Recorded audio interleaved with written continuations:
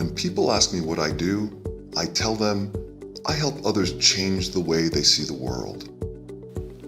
If we are going to understand how to motivate, how to compensate, how to recruit and retain this generation, if we are going to understand how to integrate every generation we have in our workforce, we must change our consciousness.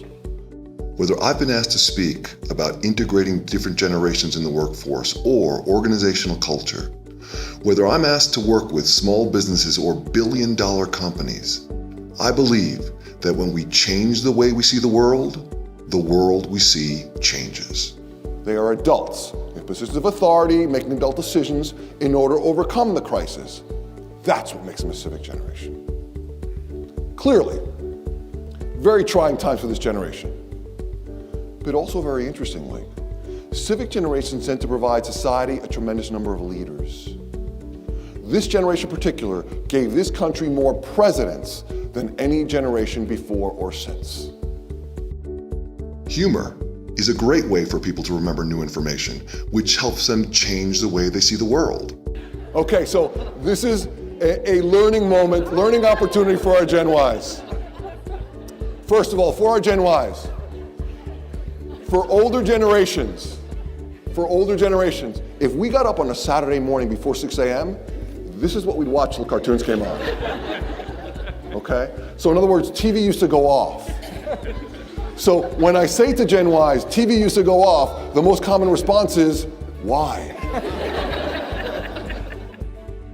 I've always believed it is helpful to put information in a context, learning from the past while keeping our eyes towards the future. We cannot escape our demographics.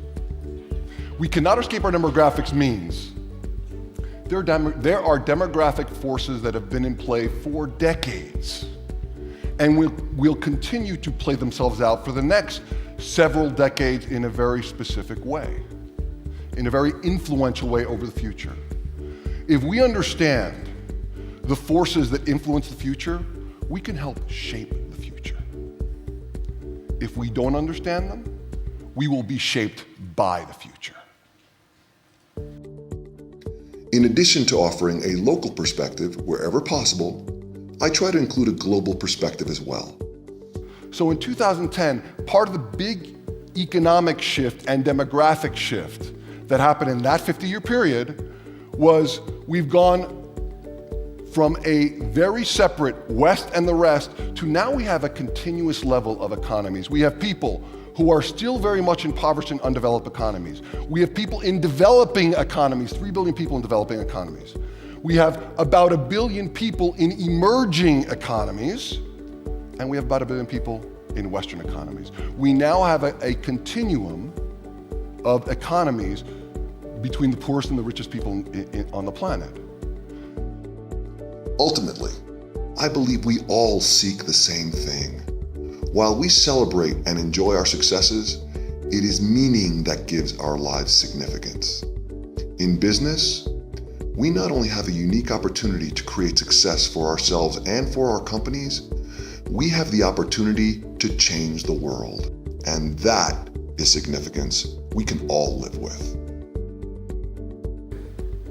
When we balance these complex constituencies in a way that says to our customers, to our employees, and to society that we are here to change the world and change human experience in the world, we not only build a better business, we build a better planet. Thank you.